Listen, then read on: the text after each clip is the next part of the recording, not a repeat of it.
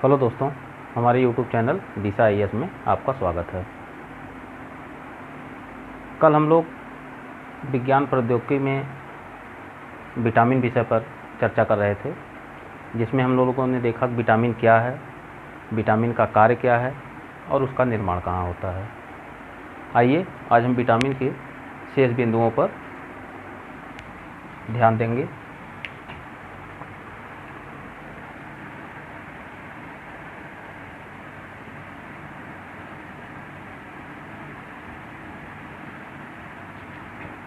पहला बिंदु होगा विटामिन के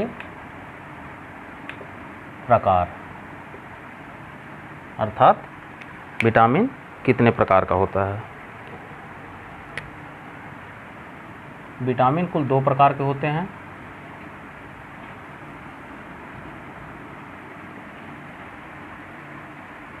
एक होता है वसा में घुलनशील,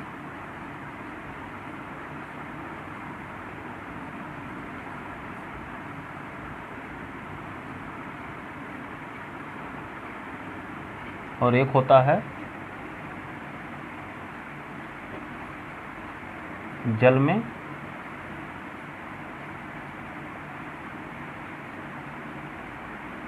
घुलनशील। वसा में घुलनशील विटामिन और जल में घुलनशील विटामिन।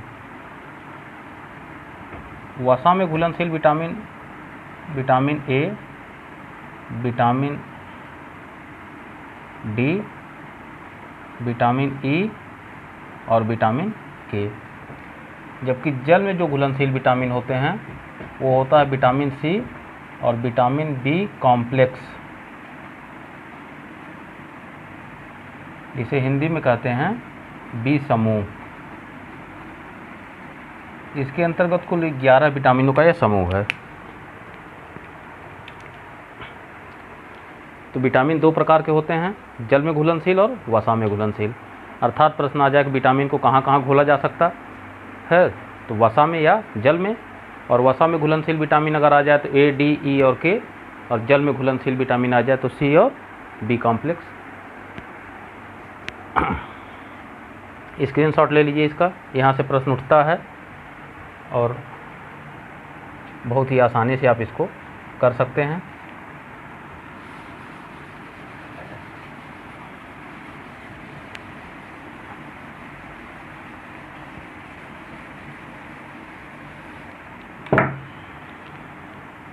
दूसरा बिंदु यहाँ होगा रासायनिक नाम।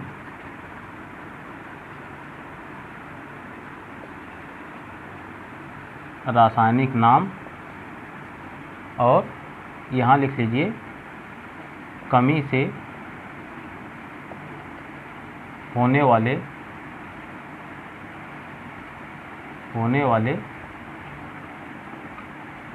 रोग।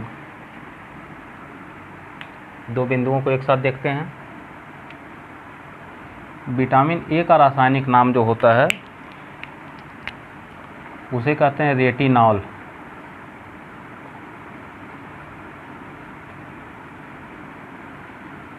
और इसकी कमी से रतौंधी नामक रोग होता है, नाइट ब्लाइंडनेस। इसमें होता क्या है कि शाम को अंधेरा होने के बाद व्यक्ति को कम दिखता है या धुंधला दिखता है।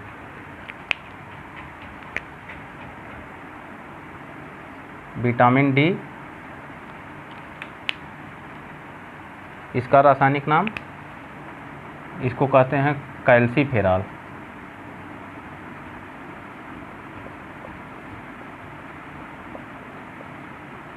कैल्सीफेरॉल। और इसकी कमी से बच्चों में एक रोग होता है, उसे कहते हैं रिकेट्स।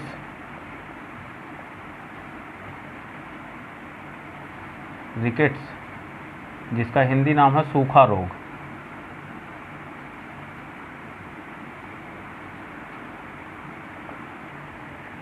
और वयस्कों में 18 वर्ष के अधिक के लोगों को विटामिन डी की कमी से ऑस्टियोमाइलेसिया नामक रोग होता है। ऑस्टियोमाइलेसिया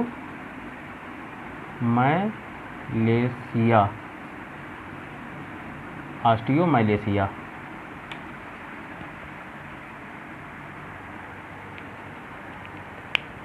तो यहाँ बच्चों में रिकेट्स होता है और वयस्कों में ऑस्टियोमाइलेसिया, विटामिन डी की कमी से। विटामिन ई, इसका रासायनिक नाम क्या है? टोकोफेरॉल।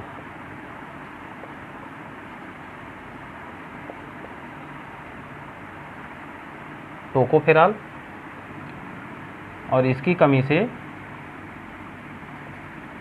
जनन क्षमता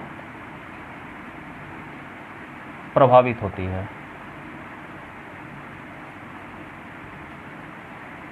जिसे रोग विज्ञान के भाषा में कहा जाता है बांझपन। तो जनन क्षमता किस विटामिन की कमी से प्रभावित होता है? तो विटामिन ई की कमी से। या बांझपन किसका विटामिन की कमी से होता है? तो ई की कमी से। यह रोग अक्सर औरतों में होता है। बांझपन का रोग मैक्सिमम औरतों में ही होता है।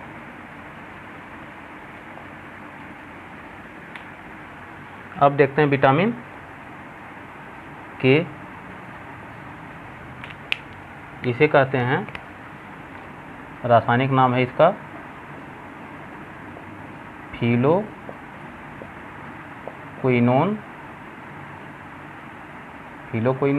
या इसी को नैफ्थोक्विनोन भी कहते हैं। और इसकी कमी से रक्त का थक्का नहीं बनता, जिसको रोग विज्ञान की भाषा में कहा जाता है हीमोफीलिया,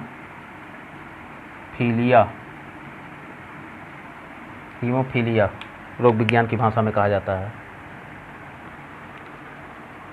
रक्त का थक्का नहीं बनता का मतलब ये होता है कि जब हमको कहीं कट जाता है शरीर में किसी भाग में, या एक्सीडेंट हो जाता है, चोटें आ जाती हैं, तो ब्लीडिंग होने लगती है।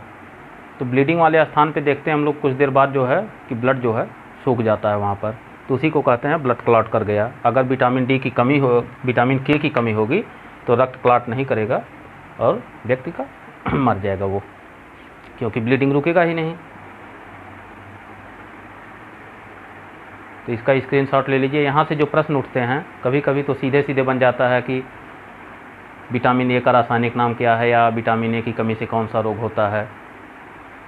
लेकिन मैक्सिमम जो प्रश्न होते हैं वो मल्टी चॉइस के होते हैं। जैसे एक तरफ विटामिन का नाम और दूसरी तरफ रासायनिक नाम दे देगा अव्यवस्थित क्रम में, उसे आपको व्यवस्थित क्रम में करने के लिए कहता है।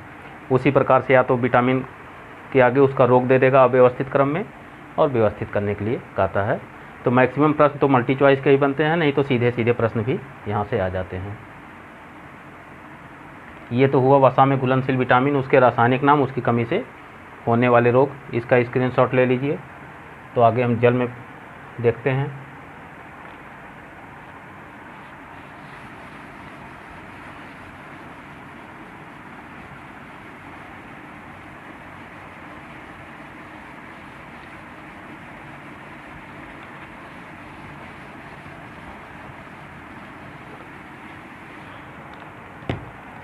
अब आइए जल में घुलनशील विटामिनों पर ध्यान देते हैं। विटामिन सी, इसका रासायनिक नाम है एस्कॉर्बिक एसिड।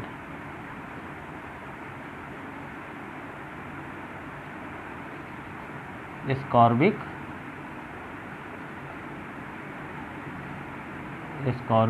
अम्ल। और इसकी कमी से जो रोग होता है वो होता है अस्कर्वी। अस्कर्वी रोग का लक्षण भी पूछ लेता है कि इसमें होता क्या है कि घाव नहीं भरते।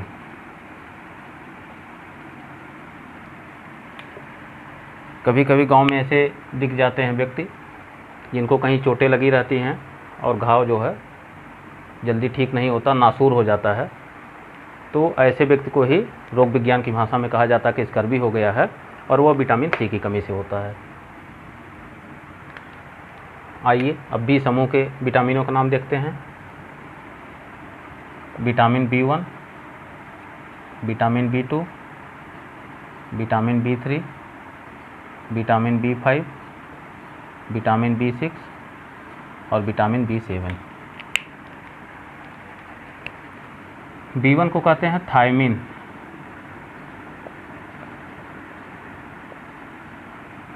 और इसकी कमी से रोग होता है बेरी। B2 को कहते हैं रिबोफ्लेविन,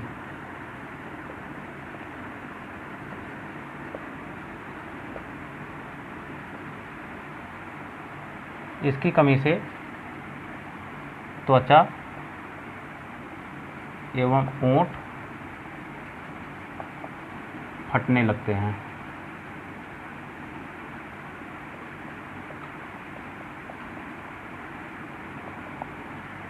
विटामिन B3 को कहते हैं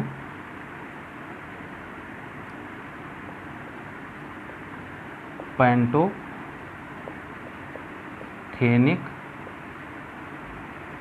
अम्ल,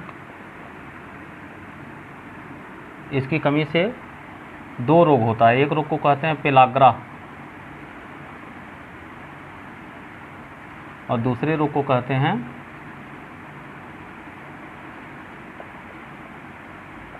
किलोसिस। एक किलोसिस नामक रोग होता है, पेलाग्रा रोग होता है। विटामिन B5 का रासायनिक नाम के बारे आपको ध्यान रखना है। इसको कहते हैं निकोटिनेमाइड,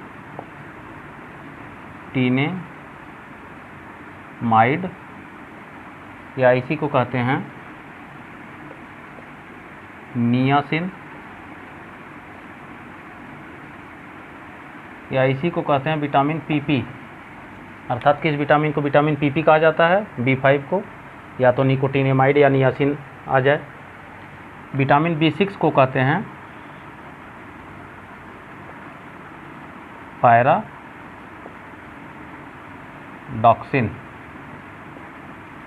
पैराडॉक्सिन, और इसकी कमी से भी दो रोग होता है। एक तो होता है याददाश्त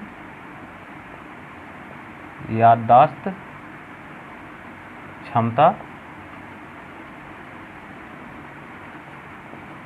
घट जाता है, मतलब चीज़ें बहुत देर तक याद नहीं रहती। और दूसरा होता है रक्त की कमी, जिसे रोग विज्ञान की भाषा में एनीमिया कहा जाता है। रोग विज्ञान की भाषा में इसी रोग को एनीमिया कहा जाता है। और विटामिन B7 का केवल रासायनिक नाम आपको ध्यान देना है। इसको कहते हैं बायोटिन, रोग विज्ञान की भाषा में इसका रासायनिक नाम है बायोटिन या विटामिन H।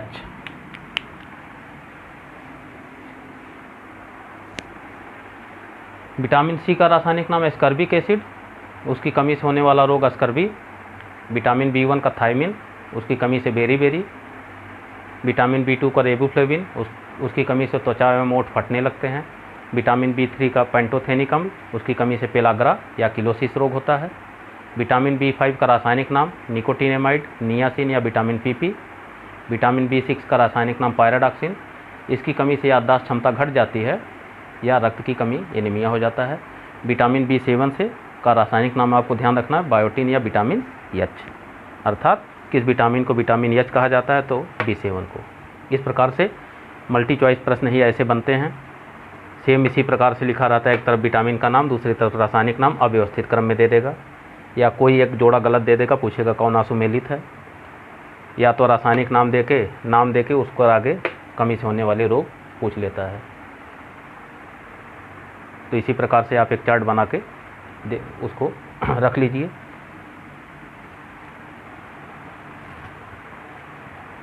अब आइए शेष जो बी समूह के शेष विटामिन हैं।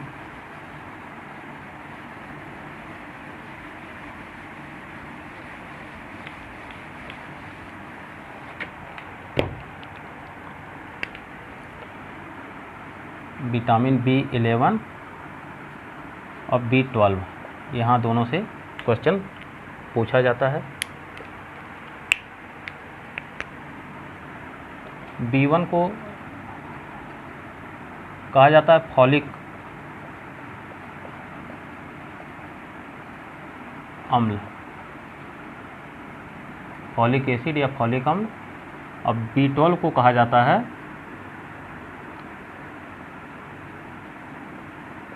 साइनोकोबालामिन।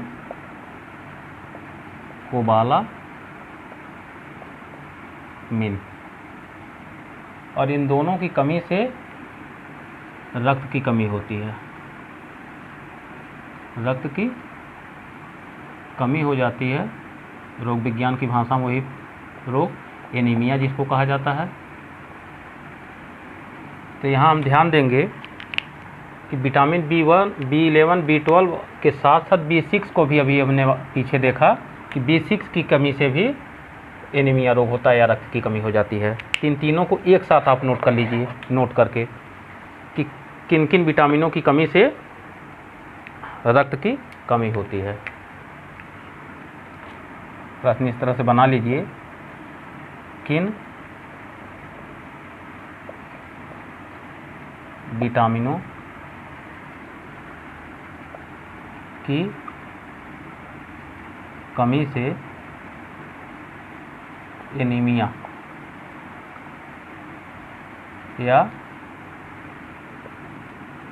या रक्त की कमी हो जाती है। उत्तर होगा यहाँ पर विटामिन B11। ऐसे मत लिखिएगा, केवल रासायनिक नाम लिखिएगा, यही प्रश्न में पूछा जाता है और ऑप्शन में भी वही दिया जाता है। फॉलिक अम्ल, B6 और B12, ये तीन इसके उत्तर होंगे। फॉलिक एसिड की कमी से, B6 की कमी से, B12 की कमी से एनीमिया रोग या रक्त की कमी होती है। इसे एक जगह नोट कर लीजिए, इसका स्क्रीनशॉट ले लीजिए। तो आइए अब हम विटामिन की कमी से होने वाले रोगों पर कुछ कॉन्सेप्ट बेस्ड क्वेश्चन आपको बताते हैं कि किस प्रकार से पीछे जो भी हमने चार्ट बनवाया उसको देख के उन प्रश्नों को हल किया जा सकता है।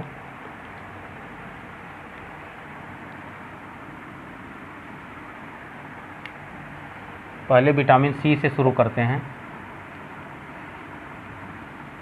विटामिन सी में एक प्रश्न इस तरह से आता है कभी कभी कि किस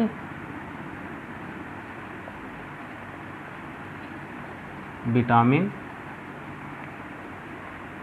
की कमी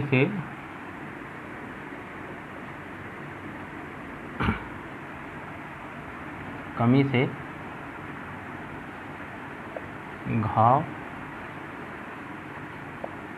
नहीं भरते।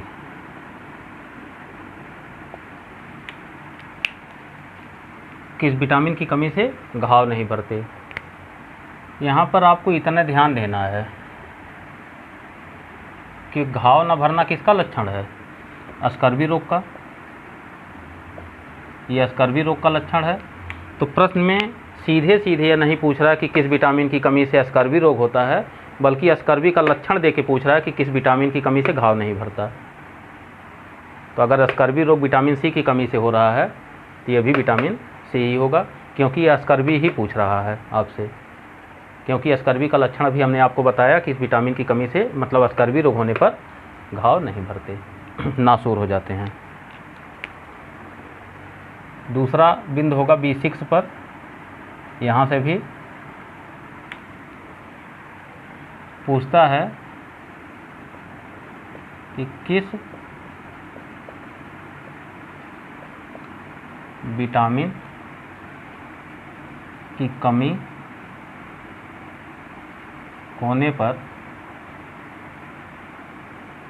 पर स्वप्न याद नहीं रहते। किस विटामिन की कमी होने पर स्वप्न याद नहीं होते। इसे भी रटने की आवश्यकता नहीं है। कीवर्ड आपका केवल इस वाक्य में इतना है, याद। अब ये स्वप्न के स्थान पे कुछ भी दे दे, अरे हम कह रहे हैं स्वप्न नहीं याद हो रहा है, जो पढ़ रहे हैं वो नहीं याद हो रहा है, कुछ चीज़ सुन रहे हैं वो नहीं याद हो रहा है। तो याददाश्त क्षमता हमने यहाँ पर केवल ये देखेंगे कि याददाश्त क्षमता किस विटामिन की कमी से घटता है। ये याददाश्त क्षमता जो है, याददाश्त क्षमता विटामिन 6 की कमी से घट रहा है। और यहाँ भी इस वाक्य में, इस प्रश्न में याद, ये जो है की वर्ड है इसका, इसी से आपको इसका उत्तर निकाल देना है कि याददाश्त क्षमता विटामिन B6 की कमी से ही घट रहा है। अब यहाँ स्वप्न के स्थान पे कभी दे देगा कि जो हम पढ़ते हैं नहीं याद होता, या कोई भी चीज़ जल्दी याद नहीं होता, याददाश्त क्षमता घट जाती है, तो विटामिन B6 के विषय में ही पूछ रहा है। तो यहाँ इसमें इस कीवर्ड को आप पकड़ेंगे।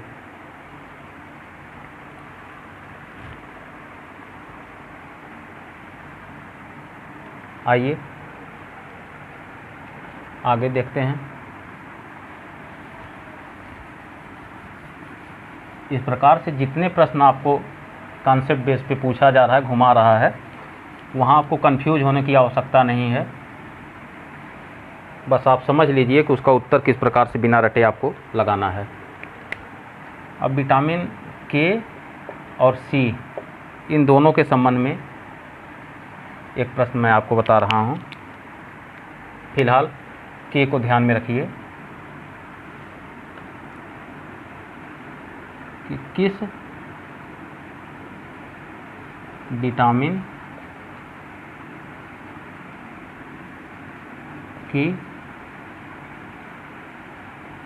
कमी वाले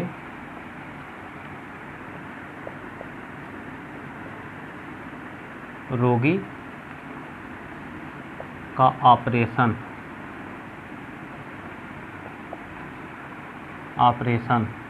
हिंदी में इसको कहते हैं शल्य चिकित्सा,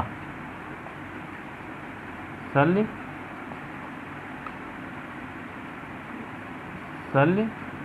चिकित्सा, ऑपरेशन नहीं किया जा सकता। ये पहला प्रश्न है। या आप यही प्रश्न दूसरे रूप में आ सकता है कि ऑपरेशन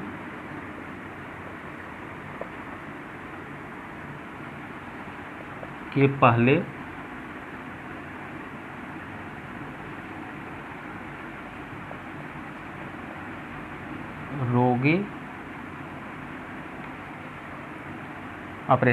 रोगी में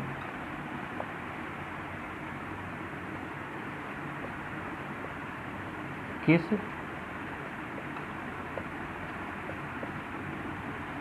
विटामिन की जांच की जाती है।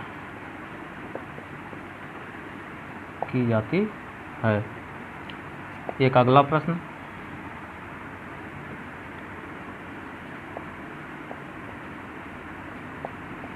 कौन सा विटामिन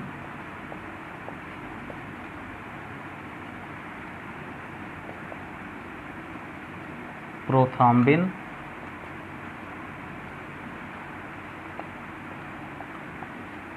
प्रोटीन के संश्लेषण में भाग लेता है। ये 3 प्रश्न पूछे जा सकते हैं विटामिन के और सी को मिला के कभी भी। पहला कि किस विटामिन की कमी वाले रोगी का ऑपरेशन या शल्य चिकित्सा नहीं किया जा सकता। दूसरा कि ऑपरेशन के पहले रोगी के शरीर में किस विटामिन की जांच की जाती है। और तीसरा कि कौन सा विटामिन प्रोथ्राम्बिन प्रोटीन के संश्लेषण में भाग लेता है। आइए हम पहले प्रश्न या दूसरे प्रश्न पर ध्यान देते हैं। कह रहा किस विटामिन की कमी वाले रोगी का ऑपरेशन नहीं किया जा सकता। इस की शब्द को आप पकड़िए, आपका कीवर्ड है पूरे प्रश्न में। ऑपरेशन में क्या होता है कि जब डॉक्टर चीड़ फाड़ करता है तो उसमें क्या होने लगता है, ब्लीडिंग। ब्लीडिंग होता है, और अगर ब्लीडिंग होता रहे, ब्लड क्लॉट ना करे, तो क्या होगा कि हम जिस रोग की कमी, मतलब रोग के निवारण के लिए ऑपरेशन करवा रहे हैं, रोगी उससे ठीक होगा कि नहीं ठीक होगा वो तो बात की बात है, उसके पहले ब्लीडिंग से मर जाएगा। अगर ब्लीडिंग बहुत ज़्यादा हो गई तो रोगी तो वैसे मर जाएगा। तो जिस रोग के निवारण के लिए हम ऑपरेशन करवा रहे हैं उसका तो कोई मतलब ही नहीं है। तो यहाँ इस शब्द को पकड़िए, ऑपरेशन में क्या लक्षण, उसका लक्षण है ब्लीडिंग होना। और ब्लीडिंग रोकने का कार्य कौन करता है? रक्त क्लॉटिंग का कार्य विटामिन के का है। अगर विटामिन के शरीर में न रहे पर्याप्त मात्रा में तो कभी ये क्लॉट करेगा ही नहीं ब्लड। तो यहाँ ऑपरेशन का लक्षण है ब्लीडिंग, और ब्लीडिंग का संबंध है इसको क्लॉट करने का विटामिन के। इस प्रकार से विटामिन के की कमी वाले रोगी का ऑपरेशन या शल्य चिकित्सा नहीं किया जा सकता। इसे आपको रटने की आवश्यकता नहीं, केवल समझ लीजिए कि ऑपरेशन में होता क्या है। जब चीड़ फाड़ लगाता है तो ब्लीडिंग होने लगती है और ब्लड को रोकना या क्लॉट करना आवश्यक होता है, और क्लॉटिंग का संबंध होता है विटामिन के से। उसी प्रकार इसका उत्तर सी भी होगा। इसका उत्तर सी भी हो सकता है।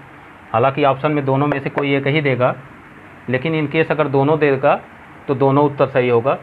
सी कैसे सही है कि सी में क्या होता है, सी की कमी से एक रोग होता है, अभी हमने आपको बताया, स्कर्वी रोग होता है। इसका लक्षण क्या है?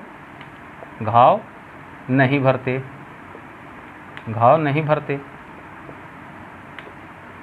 अब पता चला कि डॉक्टर तो चीड़ फाड़ कर दिया, टाका भी लगा दिया, लेकिन घाव भर ही नहीं रहा है।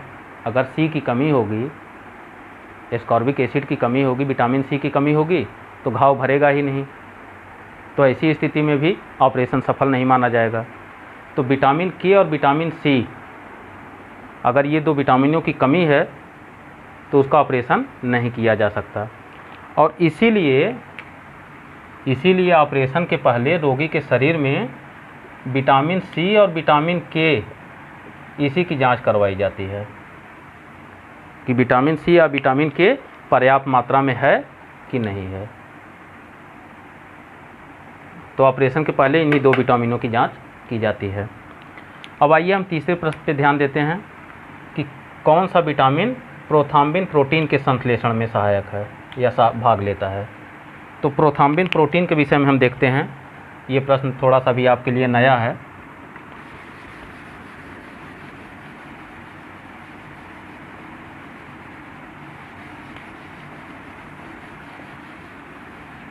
जब हम आपको ब्लड सर्कुलेशन पढ़ाएंगे तो ये चीज़ वहाँ पर क्लियर करेंगे। फिलहाल यहाँ थोड़ा सा समझ लीजिए कि प्रोथ्राम्बिन प्रोटीन जो होता है वो रक्त में पाया जाता है,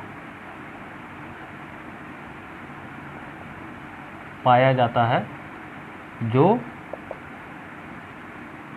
रक्त का थक्का बनाने में सहायक होता है।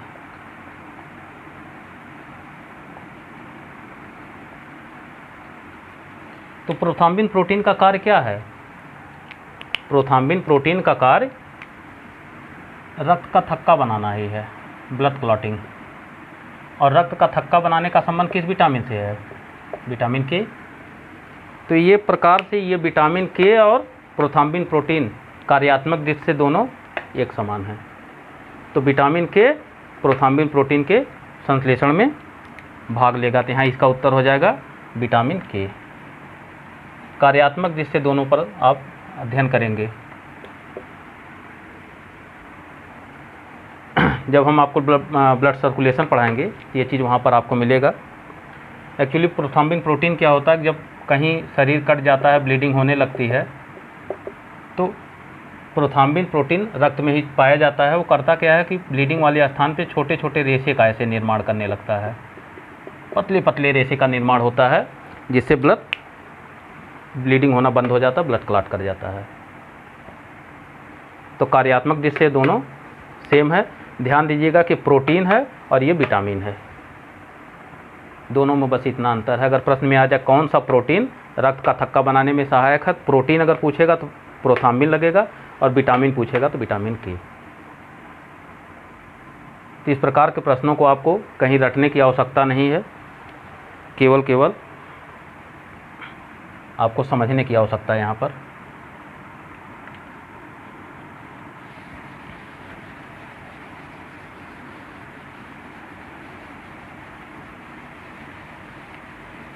इसी प्रकार से अब हम विटामिन B1 पे आने वाले प्रश्न पर ध्यान देंगे। एक प्रश्न आता है कि पॉलिश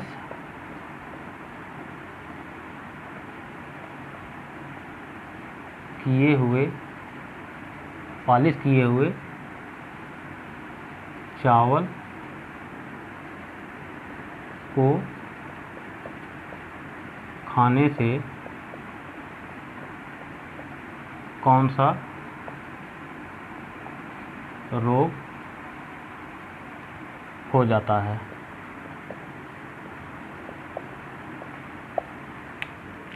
चलिए, पॉलिश किए हुए चावल को खाने से कौन सा रोग हो जाता है। कल हमने आपको बताया था कि वैज्ञानिक फंक जो है इसी चावल की छीलन से ही, चावल की छीलन या पॉलिश, चावल की छीलन या पॉलिश से ही विटामिन B1 की खोज किए थे। अर्थात विटामिन B1 का स्रोत क्या है, पॉलिश या छीलन चावल का। तो अगर पॉलिश किए हुए चावल को हम खा रहे हैं तो कौन सा विटामिन की, किस विटामिन की कमी हो रही है। वहाँ पर पॉलिश किए हुए चावल को खाने से विटामिन B1 की कमी हो रही है। तो यहाँ कौन सा रोग होगा, विटामिन B1 की कमी से हो जाता है बेरी रोग होता है B1 की कमी से। तो अगर B1 की कमी से बेरी रोग हो रहा है तो ही डायरेक्ट आपको सीधे न पूछ के कि विटामिन B1 की कमी से कौन सा रोग होता है, उसके स्रोत के आधार पर प्रश्न बन जाता है। यहाँ ये प्रश्न उसके स्रोत से बना है कि विटामिन B1 किस में पाया जाता है। इस प्रकार से जितने कॉन्सेप्चुअल प्रश्न रासायनिक नाम या रोग से बन सकता था, उस पर आज हमने अध्ययन किया। अब विटामिन के संबंध में दो बिंदु शेष बचा है। एक है कि किस विटामिन का स्रोत क्या है, और दूसरा है कि कुछ महत्वपूर्ण फैक्ट्स जहाँ से प्रश्न उठते हैं उसका अध्ययन करेंगे। तो जिसका अध्ययन हम अगले वीडियो में करते हैं और विटामिन का चैप्टर क्लोज हो जाएगा। अगर हमारा वीडियो अच्छा लगा हो तो लाइक कर दीजिए, शेयर कर दीजिए, जिससे अधिक से अधिक विद्यार्थी लाभान्वित हो सकें, और सब्सक्राइब करना मत भूलिएगा, जिससे अगले वीडियो का नोटिफिकेशन आपको प्राप्त हो सके। अभी तक जहाँ तक हमने विटामिन का अध्ययन किया, कहीं कोई दिक्कत हुई हो या किसी प्रश्न को समझने में कोई प्रॉब्लम हुई हो, या कोई नया प्रश्न ऐसा हो जिस पर हम लोग चर्चा न किए हों यहाँ पर, तो उसको कमेंट बॉक्स में आप लिख दीजिएगा। हम अगले वीडियो में उसको हल करने का प्रयास करेंगे। वीडियो को अंत तक देखने के लिए धन्यवाद।